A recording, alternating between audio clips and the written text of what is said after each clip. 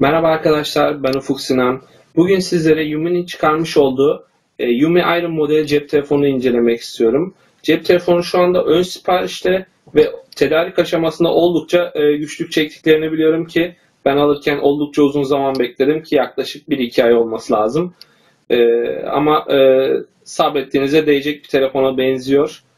İsterseniz buyurun beraber bir incelemeye geçelim. Arkadaşlar isterseniz öncelikle teknik özelliklerinden bahsedeyim ben cihazın. Yumi Iron 8 çekirdekli 64 bit mimarili MediaTek MT6753 işlemciye sahip.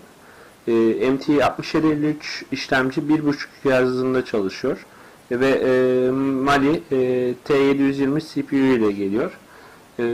MT6753 işlemci Yumi Iron 3 GB ile karşımızda şu anda. İsterseniz öncelikle bir ekranı açayım ben. Ekranımız 5.5 inç ekran büyüklüğüne sahip. Full HD çözünürlükte ve 441 ppm değerine sahip bir cihaz. Telefonumuzun ekranını şöyle göstereyim ben size. Şu an hatta biraz ekran çözünürlüğümüzü de açalım. Şu an son seviyede. Ben bu arada oyun falan indiriyorum hani sizlere denemek için. Sanırım şu an bir tanesi indi. Real Racing 3. Bunu birazdan açacağım ben size. Telefonun menü geçişleri oldukça hızlı. Şöyle yaparsak herhalde daha iyi gözükecek. Biraz benim çalışmam hobi amaçlı olduğu gibi biraz zaman geçireyim istedim. O yüzden bu kadar cafcaflı video hazırlıyorum sizlere. Umarım beğenirsiniz. Dediğim gibi cihazın menü geçişleri oldukça hızlı. Öncelikle fazla uygulamalar gelmiyordu cihaza. Benim eklediğim sonradan birkaç uygulama. Mesela YouTube içerisinde yoktu. Onun dışında Facebook yoktu. Direkt bunları hep yeni yükledim. WhatsApp gibi programları daha yeni yükledim. Henüz hat takmadım cihaza çünkü e-mail atmamız gerekecek. Onu da yeni bir telefondan e-mail alaraktan çözeceğiz. Daha doğrusu eski bir telefonumdan olacak. Daha önce de Jivaio G3 kullanıyordum. Ondan buna geçince oldukça iyi bir telefon olduğunu görüyorum. Telefonun isterseniz kamerasına bir bakalım. Çok pardon. Kamera oldukça iyi. Arkada çift flash mevcut cihazda.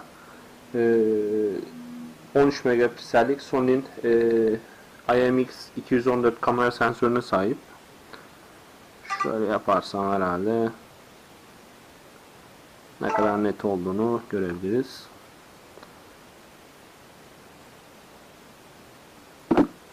Şu şekilde gösterelim.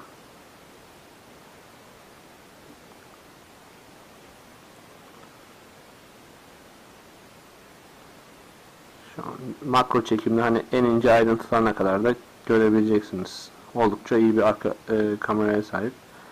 Gece çekimlerini de denedim. Onlardan da size paylaşacağım. Oldukça memnun, tatmin edici bir kamerası var. Ön kameraya gelelim isterseniz. Böyle bir arıza veriyor, evet. Bu birkaç kere oldu. Hazır kamera çekerken de şu anda görüyorsunuz siz de. Kamerada niyeyse maalesef durduruldu diye bir hata veriyor. Ben tekrardan bir ön kamera alayım. Şu an herhangi bir sıkıntı yok. İsterseniz bir kendimi çekeyim, size geri göstereyim.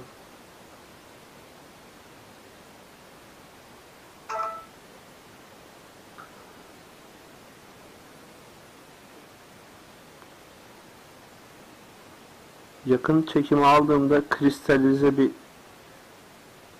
değişik bir görüntü meydana geliyor ama gene de tatmin edici, hani bu fiyat aralığında bence oldukça iyi. Başka telefonlarla kıyasladım ben mağazada. Oldukça iyi bir görüntüye sahip. İsterseniz bir oyununu deneyelim. Real Racing 3'ü açıyorum.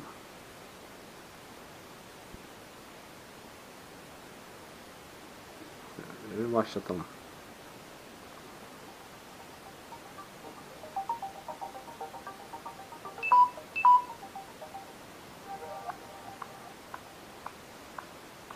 Bu arada uyarı ışıklarımız şu kısımda, elime gösterdiğim yerde. Facebook olsun, çağrı olsun, farklı renklerde bildirim geldiğinde renk gösteriyor bize. Onları da ayarlar kısmında yine yapıyorsunuz zaten.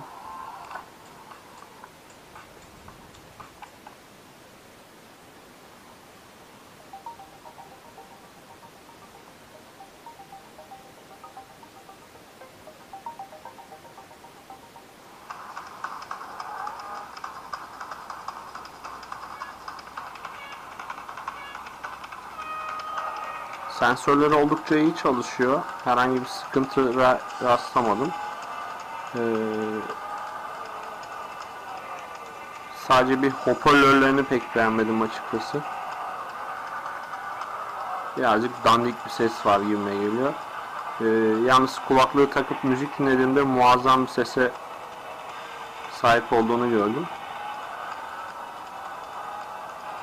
Yüksek kalitede ses dinlemek isteyen arkadaşlar için iyi bir kulaklık alırsanız zaten, ki kulaklık çıkmıyor kutu içerisinde zaten.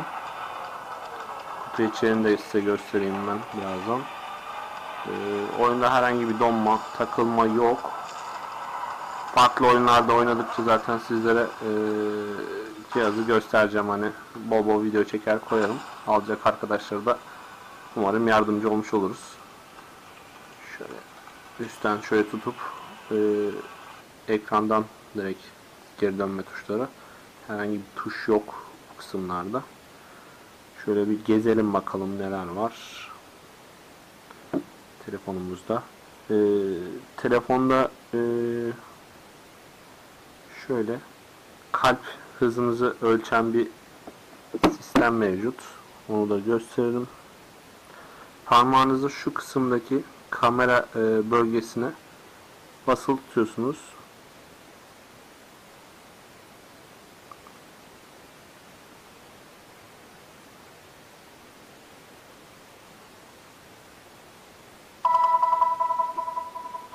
İyi bir basıyorsunuz.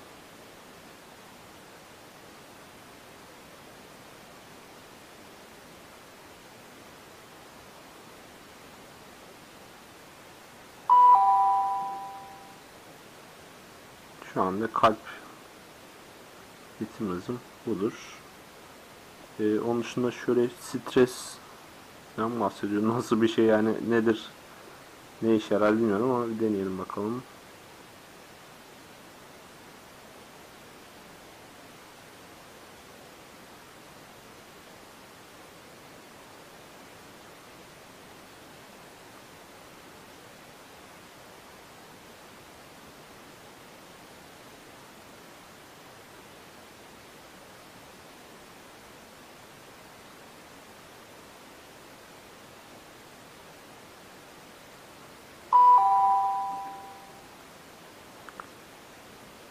Şu an yeşil bölgede, herhalde fazla stresli değilim ama neye göre, nedir, doğru mu ölçüyor, inanın hiç bilmiyorum bunları.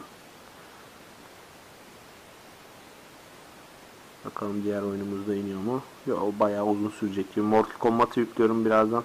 Oynayan arkadaşlar olursa zaten bunları da göstermiş oluruz. Daha sonraki videolara muhtemelen o olacaktır. Diğer özelliklerinden bakalım, işimize yarayacak. Direkt yedekleme bölgesi var ama SD kart takmanız gerekiyor işte. SD kart şu an takılı değil benim telefonda. Şu an sadece wireless üzerinden kullanıyorum telefonu. Telefon tuşlarını şu şekilde göstereyim ben. Acil mesaj kısmına gelelim.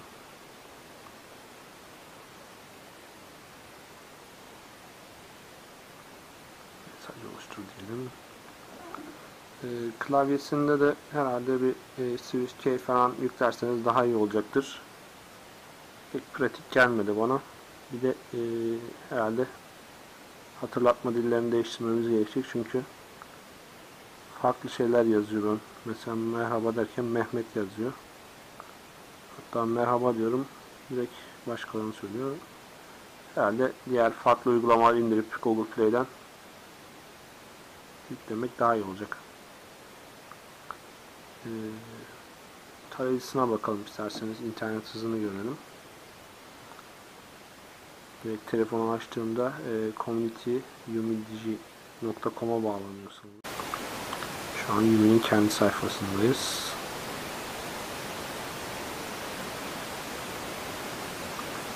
Benim telefonum bu arada gri, kamerada nasıl gözüküyor bilmiyorum ama şöyle göstereyim ben. Şu kısım metal, demir olduğu söyleniyor. Şu kısımlarında plastik. Şu kısım ve şu kısım. Şöyle gösterelim. Şu kısım demir, şu kısımlar plastik. Hoparlör sadece buradan geliyor ses. Yani keşke stereo gibi bir şey olmuş olsaydı ama yani bu da iyi, kötü değil. Oldukça iyi. Yani ses konusunda bilmiyorum, benim beklentim belki yüksekti ama pek memnun kalmadım sesinde. Arkada çift flash mevcut. Şöyle göstereyim.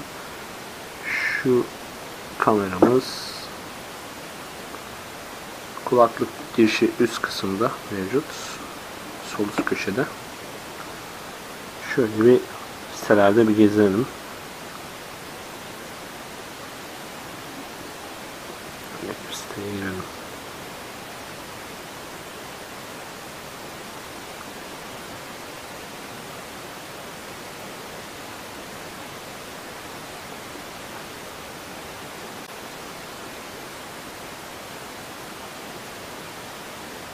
Herhalde giremeyeceğiz.